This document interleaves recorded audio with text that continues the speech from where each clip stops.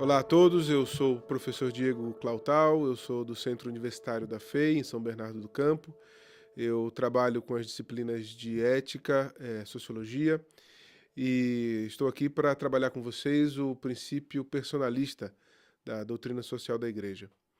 A minha metodologia de exposição acontecerá sempre com uma leitura de um trecho do compêndio da doutrina social da Igreja, que é o documento fundamental que eu estou seguindo aqui nessa exposição, e que eu convido a todos que leiam, que é um compilado muito interessante, um compêndio de fato muito interessante, desses mais de 100 anos de discussão da doutrina social da Igreja. É um compêndio que tem online, tem no site do Vaticano, tem publicado pela editora Paulinas. Então, ele é para quem quer começar a estudar a doutrina social da Igreja, eu penso que o compêndio é uma publicação incontornável. E é importante que a gente conheça um pouco mais, principalmente nesse momento que o Brasil passa, que é um momento tão difícil do ponto de vista ético, político, social. E é importante que quem tenha interesse de fato de entender o que a Igreja propõe como leitura da sociedade, leitura da pessoa, se aprofundar nesse documento. É muito válido e oferece critérios, muitas vezes muito gerais, mas são princípios de fato, né, o começo de uma conversa, que podem servir para uma compreensão da realidade mais adequada. O meu ponto fundamental aqui é o princípio personalista. Como nós já trabalhamos outros princípios, é importante que a gente conheça um pouco mais o que é a pessoa. Como a Igreja entende a pessoa, porque é um debate central em todas as outras frentes, né, que a gente possa discutir. Economia, política, sociedade, cultura, tudo parte dessa discussão. Então, entender o que é a pessoa no contexto atual, eu me permito ler o primeiro trecho que eu trouxe para vocês. O primeiro dentre os maiores desafios frente aos quais a humanidade se encontra é o da verdade mesma do ser homem. O confim e a relação entre natureza, técnica e moral são questões que interpelam decisivamente a responsabilidade pessoal e coletiva, em vista dos comportamentos que se devem ter em face daquilo que o homem é, do que pode fazer e do que deve fazer. Um segundo desafio é posto pela compreensão e pela gestão do pluralismo e das diferenças, em todos os níveis, de pensamento, de opção moral, de cultura, de adesão religiosa, de filosofia do progresso humano e social. O terceiro desafio é a globalização, que tem um significado mais amplo e profundo do que o simplesmente econômico, pois que se abriu na história uma nova época que concerne ao destino da humanidade. Então, esses três princípios, como nós vimos agora, que o compêndio apresenta, esses três problemas, né, esses três desafios, a verdade, o pluralismo e a globalização, são elementos fundamentais para a gente compreender por que é importante, a justificativa dessa discussão do personalismo. Por uma série de questões históricas que a gente não tem tempo de abordar, a ideia de uma verdade, conforme foi entendida em outros tempos, foi perdida. Não existe mais uma verdade objetiva, única, que possa ser transmitida como uma segurança. Não existe isso. O que existe, muitas vezes, é uma ideia de construção, uma ideia de relatividade diante dessa questão da verdade, e que isso, muitas vezes, é visto como libertador. Por outro lado, existe sempre o problema da confusão, da perda de orientação, e que pode levar ao niilismo, ao desespero, e que pode criar também uma série de sofrimentos que nos levam a pensar sobre o que é a pessoa.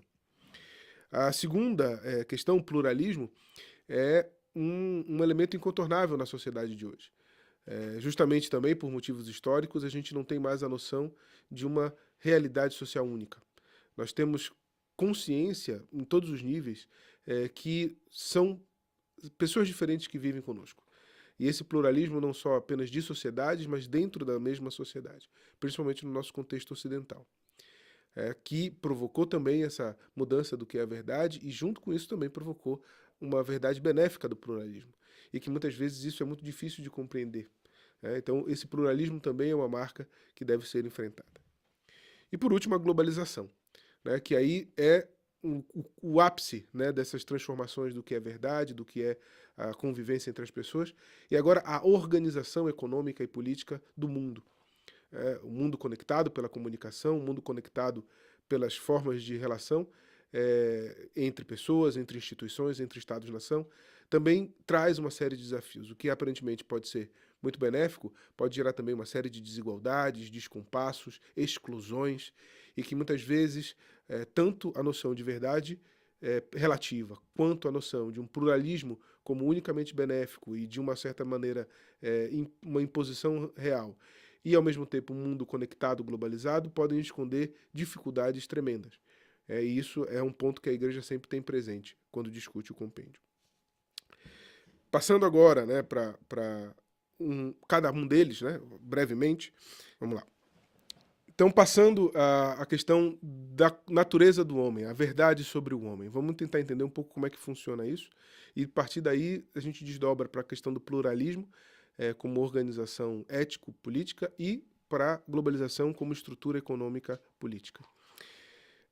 Sobre a verdade, afinal de contas, quando a gente fala da verdade, Jesus diz que é a verdade, né, como a gente fala tanto da verdade, o que a igreja quer dizer com verdade?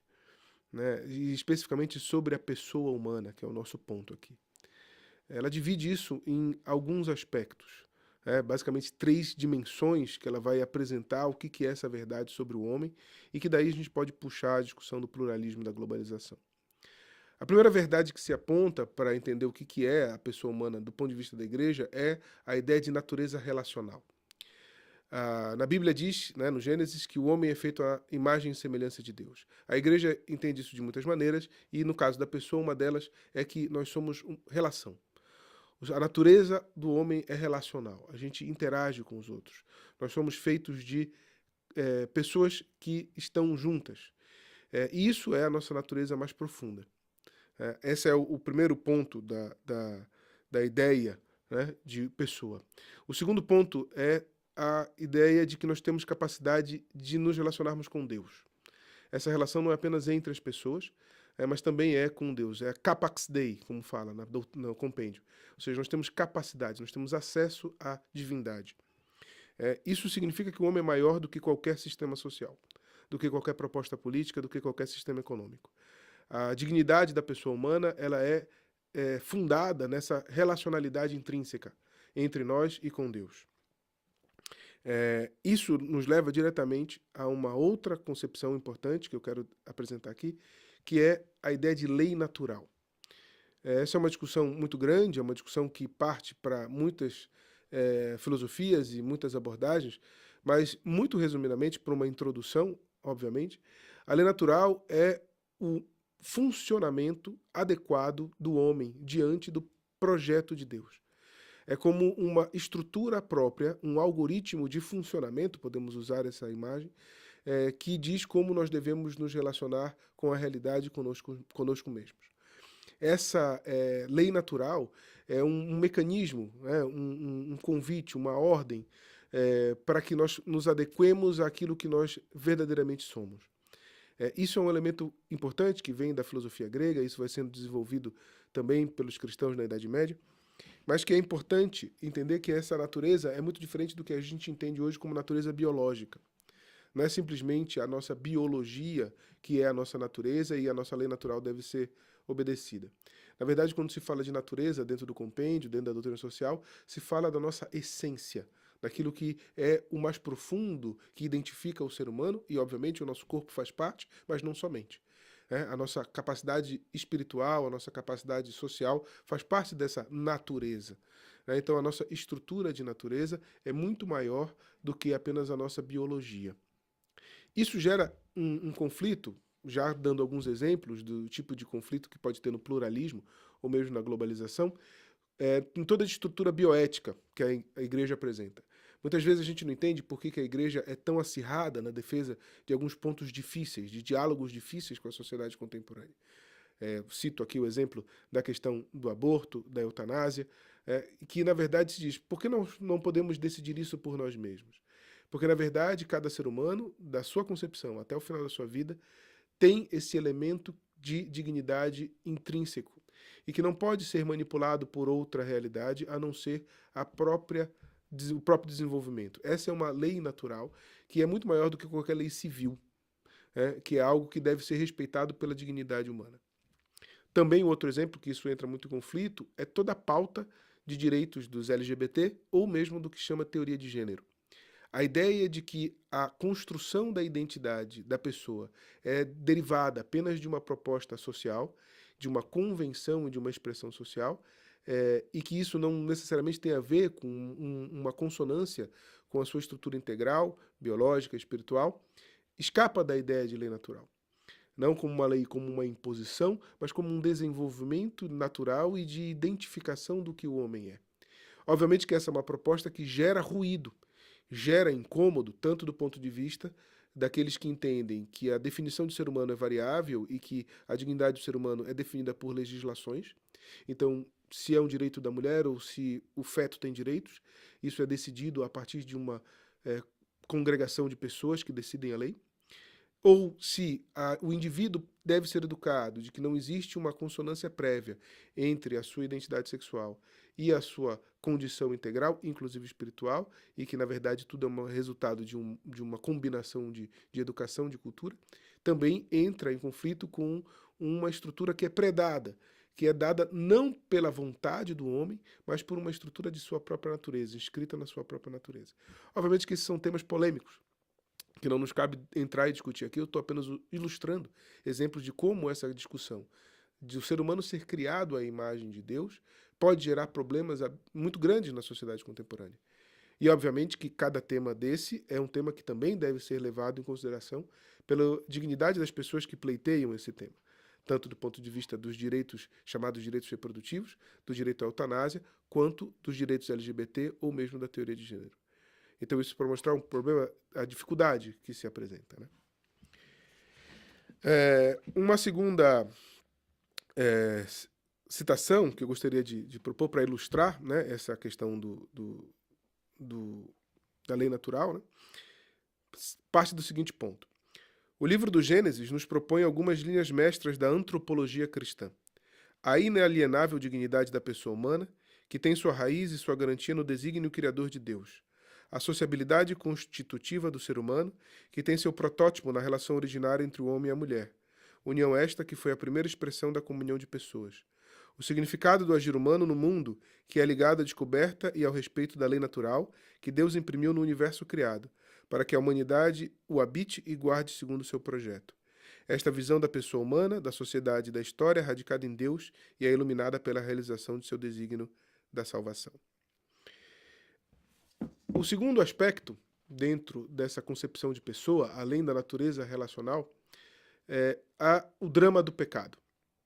A concepção de que ao homem está embutido, ao homem está agregado uma realidade de falha. Essa falha ela acontece basicamente em 4 direções. Consigo mesmo, o sofrimento consigo mesmo, com o outro, com a criação, com a natureza, com o meio ambiente e com Deus em si. Ora, se a natureza humana é relacional, o pecado, essa figura usada, ela é o rompimento da relação. Quando eu rompo comigo mesmo uma harmonia, uma integração que eu deveria ter dentro dessa concepção essencial.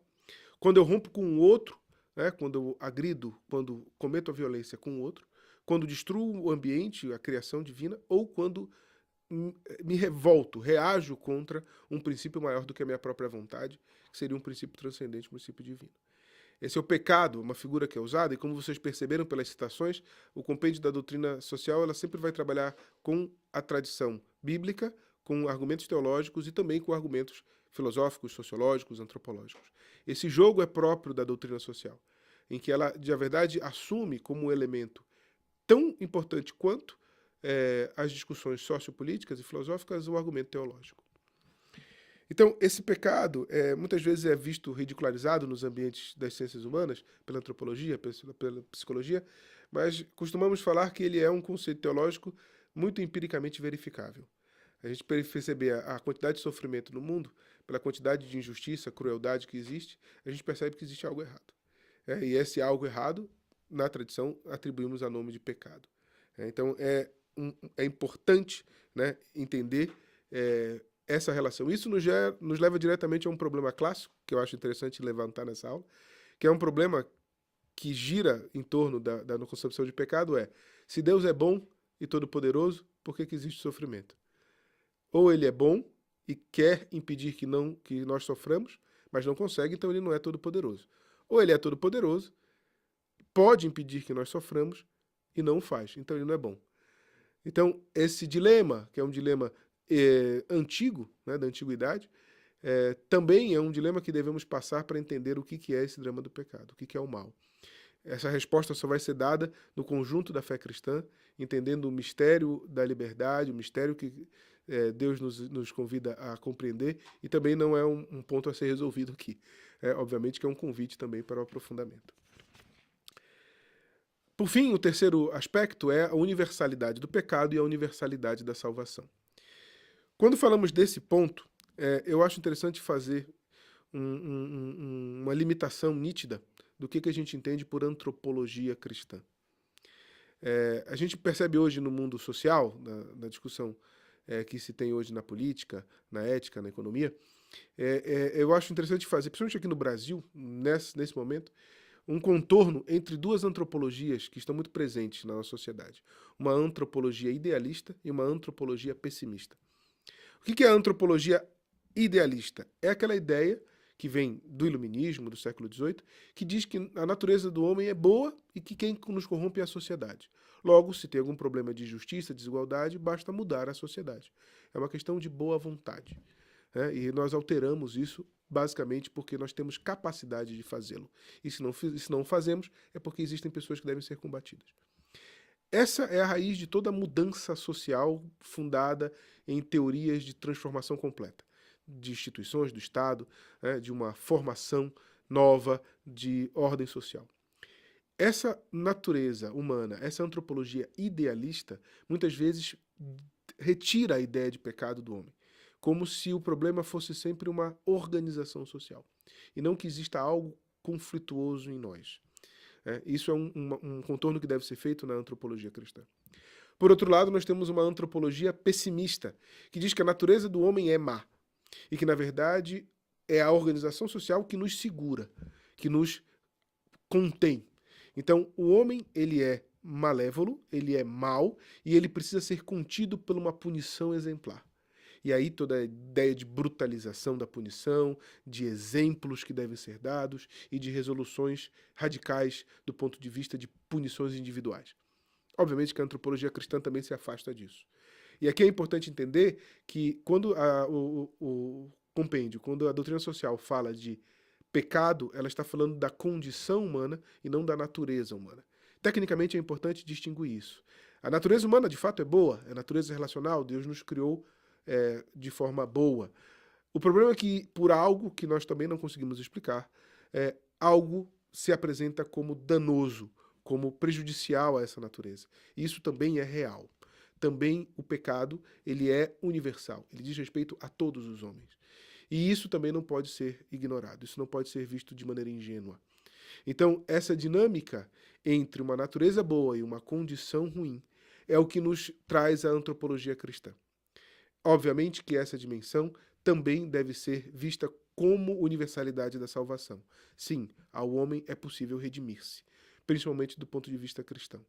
Então, essa antropologia pressupõe uma tensão entre algo que é bom, mas também um realismo diante do mal, diante da maldade e das possibilidades que o homem pode realizar consigo mesmo e com os outros.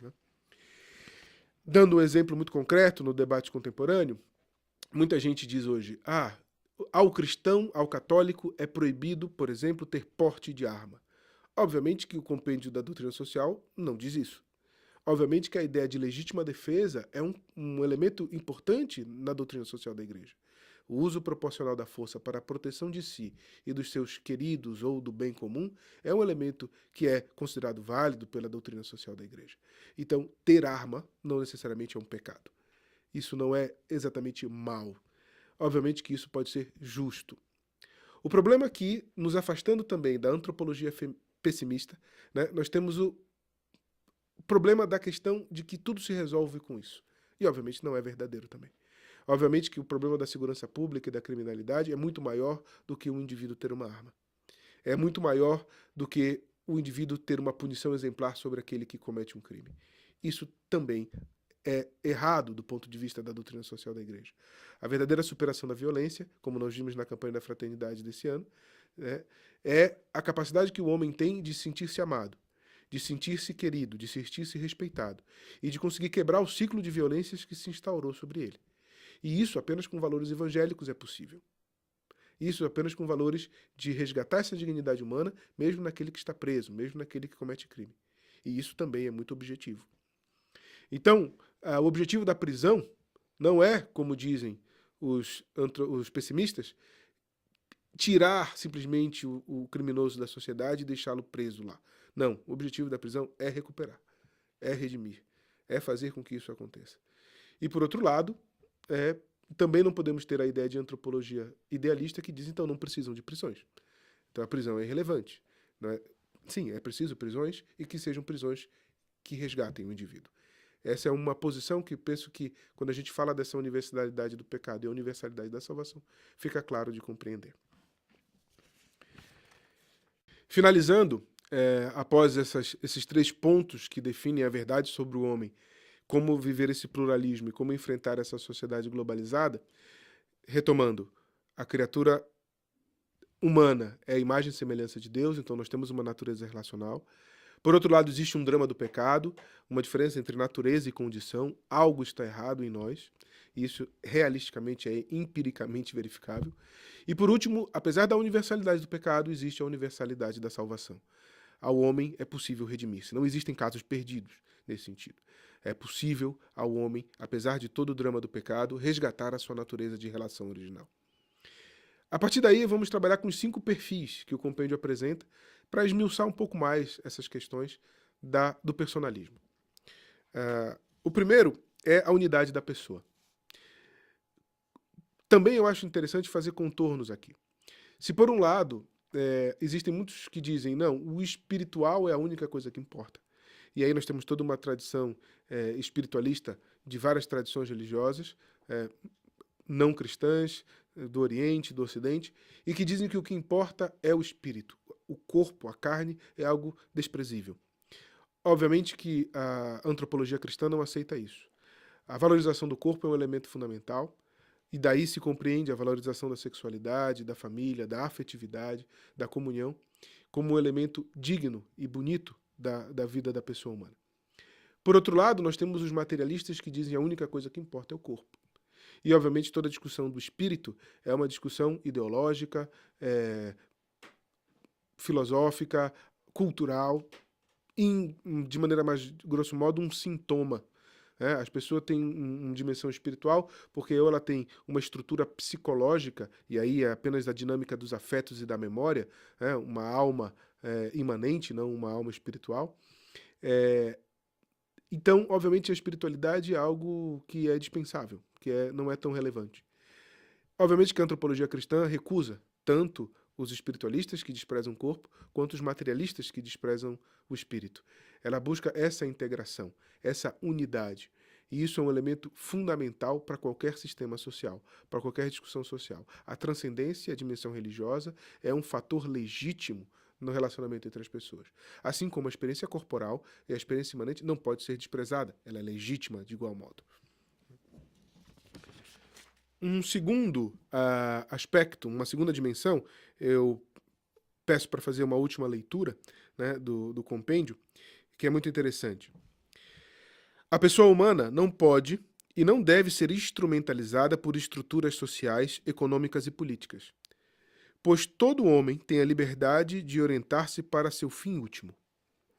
Por outro lado, toda a realização cultural, social, econômica e política, em que se atuam historicamente a sociabilidade da pessoa e sua atividade transformadora do universo, deve ser sempre considerada também no seu aspecto de realidade relativa e provisória. Porque a figura desse mundo passa.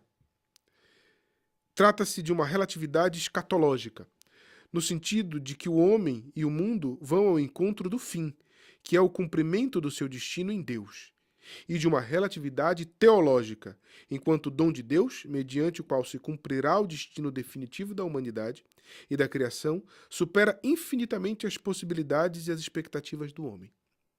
Qualquer visão totalitária da sociedade e do Estado e qualquer ideologia puramente intramundana do progresso são contrárias à verdade integral da pessoa humana e ao desígnio de Deus na história. Obviamente que aqui tem uma referência muito objetiva do ponto de vista do esforço social. Qual é o objetivo da pessoa humana quando ela se dedica à atividade pública, à atividade social? É um fim histórico intramundano, como diz? Ou, na verdade, é um esforço para que, diante dessa relatividade escatológica, nós não sabemos decididamente como será o fim, e diante de uma abertura à possibilidade da ação divina, a relatividade teológica, nós não sabemos como Deus, afinal de contas, definitivamente agirá, né, diante da ordem do mundo. Essa atuação deve prescindir, então, essa certa relatividade, essa certa humildade diante dos projetos sociopolíticos que existem na realidade. Obviamente que isso implica num esforço de inserção dessa discussão da transcendência, de fato, na vida social, que muitas vezes é passível de ser ridicularizada ou tratada de maneira leviana, como também uma ideologia. Dizer que só Deus sabe pode ser um grande sinal de comodismo. Dizer que só Deus sabe qual será o fim pode ser um sinal de imobilismo social. Também é um risco. Essa tensão entre o esforço humano e a resposta da realidade, assumindo que Deus age na realidade, é um dilema muito difícil, mas é justamente este dilema que nos convida a doutrina social da Igreja, a enfrentar essa questão. Temos também o terceiro aspecto, que é a liberdade, que é justamente um desdobramento desse aspecto, né? Obviamente que o homem é livre, e essa liberdade ela é também da natureza dada por Deus. Porém, essa liberdade deve ser entendida à luz da lei natural. A liberdade humana ela não é a liberdade de criar o próprio bem. Pelo contrário, a liberdade humana é a liberdade de se colocar ao bem. Essa é uma discussão muito difícil também de âmbito filosófico, mas que, em grosso modo, diz o seguinte, que quando nós não nos orientamos para a transcendência, quando nós nos orientamos a Deus, ao bem, nós, na verdade, estamos obedecendo a desejos, a motivações que, na verdade, não nos tornam livres, mas fazem parte do nosso complexo, sim, psicológico, nas nossas orientações ideológicas que nos são impostas e que, na verdade, nos escravizam, nos levam para o verdadeiro bem. Esse é um tema difícil que é enfrentado pela doutrina social da Igreja. A liberdade só é liberdade quando nós aceitamos que existe uma transcendência e que essa transcendência é que nos liberta de fato. Quando, de outro modo, quando dizemos sou livre para seguir um desejo intramundano, um desejo que prescinde de qualquer tipo de transcendência, na verdade eu sou um escravo desse próprio desejo, dessa própria ideologia que me ensinaram, desse próprio conjunto de ideias que um grupo político colocou na minha cabeça. Então isso é um elemento muito difícil também de compreender, mas que também é um convite importante a ser feito. Como exemplo disso, dessa liberdade, eu acho que vale a pena fazer uma conexão com os outros pontos nessa questão do personalismo quando se fala da propriedade privada. Obviamente que a propriedade privada é uma expressão da liberdade da pessoa. Eu tenho o direito de fazer o que eu quiser com aquilo que é meu, com a liberdade das coisas que eu possuo, como uma expressão da minha própria liberdade. Porém, essa liberdade ela também deve ser regulada pela lei natural. Também a propriedade privada, e isso é muito comum de se citar na doutrina social da Igreja, ela não é um fim em si mesma, mas ela é um meio para o bem comum. Então, a propriedade privada, diferente de uma visão liberal, de uma doutrina liberal, ela não é o fim último da organização social e que ela deve ser sacrossanta e não deve ter nenhum tipo de contestação. Não, a propriedade privada ela serve ao bem comum. Porém, igualmente contrário ao pensamento marxista, socialista, o bem comum não é um intramundano que se encerra nele mesmo.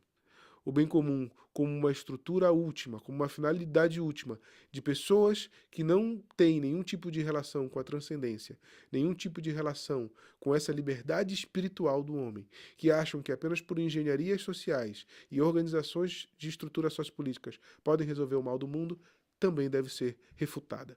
Essa posição, tanto da ordem liberal quanto da ordem socialista, não corresponde à verdadeira liberdade do homem. Porque a verdadeira liberdade do homem, seja no uso da sua propriedade privada, seja na constituição do bem comum, deve se direcionar a essa transcendência, a essa dimensão religiosa, a essa vida espiritual. Essa é a verdadeira liberdade do homem. Então, uma propriedade privada fechada nela mesma é errada. Igualmente errado um Estado que submete os seus indivíduos a um controle absoluto e uma não possibilidade de atuação transcendente. O quarto ponto é a igualdade, e aqui nós temos um elemento também importante, né, quando a gente fala de igualdade, que nos traz diretamente ao problema da distribuição de bens, nos leva igualmente à ideia de reconhecimento da dignidade humana. Obviamente que quando a igreja fala de igualdade, ela fala de igualdade e indignidade. Mas, obviamente, também, dentro da antropologia cristã, se reconhece diferenças entre as pessoas. E essas diferenças podem ser também de ordem econômica. Uma pessoa mais rica, uma pessoa mais pobre, uma pessoa mais inteligente, uma pessoa menos inteligente. Obviamente que isso é verificação na realidade. Isso é assim. E a igreja não tenta estabelecer um padrão de imposição em que todos devam ser iguais no sentido absoluto de forma. Não, eles são iguais na dignidade. E essa dignidade reconhece, inclusive, a diversidade. Essa diferença. As pessoas são diversas. As pessoas podem ter posições diferentes. As pessoas podem ter visões diferentes. As pessoas podem ser diferentes. E o que importa é justamente a ideia de harmonia, em que os primeiros ajudam os últimos. E que, na verdade, a ideia de que essa aproximação deva ser feita na realidade. E a realidade é que a vida humana, as pessoas humanas são diferentes. E essa diferença deve ser celebrada como uma forma de comunhão. Também, outro aspecto dessa igualdade é uma recusa de um indiferentismo da natureza. Obviamente que homens e mulheres, por exemplo, são iguais em sua dignidade, mas obviamente que isso não significa que eles devem ser absolutamente iguais na sua biologia, ou absolutamente iguais na sua expressão de afetividade ou na sua expressão de inteligência. Eles não precisam ser assim. Não é preciso medir níveis, né, de hormônios e injetar níveis de hormônios nas pessoas para que elas tenham que ser iguais. Obviamente que essa dimensão é uma dimensão que deve respeitar a própria dinâmica de cada um. E o fato de serem diferentes não significa que são desiguais. Né? A ideia de igualdade, nesse sentido, também reconhece essa diferença. E isso deve ser expresso na reciprocidade, na complementariedade, também entre as pessoas que são diferentes. O último aspecto que eu quero trabalhar é a sociabilidade. E é um aspecto um pouco mais agradável, né? Um pouco mais simples, porque é muito fácil para que na nossa sociedade contemporânea a gente perceba. A sociabilidade humana ela é percebida quando todo ser humano tem vontade de se agregar. É uma expressão social da nossa natureza relacional. Grupos de redes sociais, grupos de agremiação esportiva, futebol, grupos culturais, grupos de hobby, grupos de estudo, que seguem séries de televisão ou de cinema, são elementos valorizados pela doutrina social da igreja. É ali que pode se encontrar, inclusive, uma amizade genuína. E essa amizade genuína pode ser um indício para uma comunhão mais profunda. Né? E esse indício de comunhão mais profunda deve ser valorizado. A sociabilidade humana, como esse quinto aspecto da dimensão do perfil humano, né? essa quinta dimensão do perfil da humanidade, da pessoa humana, é um elemento que é muito valorizado pela doutrina social da igreja. Então, muito resumidamente, nós falamos dos 3 pontos fundamentais do que é a pessoa. Ela é imagem e semelhança de Deus, ela tem uma natureza relacional, portanto. Mas, por outro lado, existe um drama do pecado, existe algo que interfere nessa relação, essa relação comigo mesmo, com os outros, com a criação e com Deus. Por outro lado, esse drama ele é universal, é preciso reconhecer que o homem tem capacidade de agressão, e isso deve ser levado em consideração quando se discute sociedade. Por outro lado, deve-se reconhecer que existe a universalidade da salvação. Ao homem é possível recuperar a sua natureza relacional. Ao homem é possível voltar a ter essa dignidade. E isso é um elemento também que não pode ser retirado de uma antropologia cristã. E aí falamos dos 5 perfis. Né? Falamos da unidade da pessoa, falamos da sua abertura à transcendência, falamos da sua dimensão de liberdade, da sua dimensão de igualdade e da sua sociabilidade. Eu espero que essa pequena introdução sirva como um convite para que vocês acessem o texto do compêndio, estudem esses elementos. Muitas vezes é uma apresentação que eu fiz, obviamente, sobre a minha perspectiva. Muita gente pode ter uma compreensão diferente e até um convite para que vocês o façam. Agradeço e tenhamos uma boa oportunidade de estudos.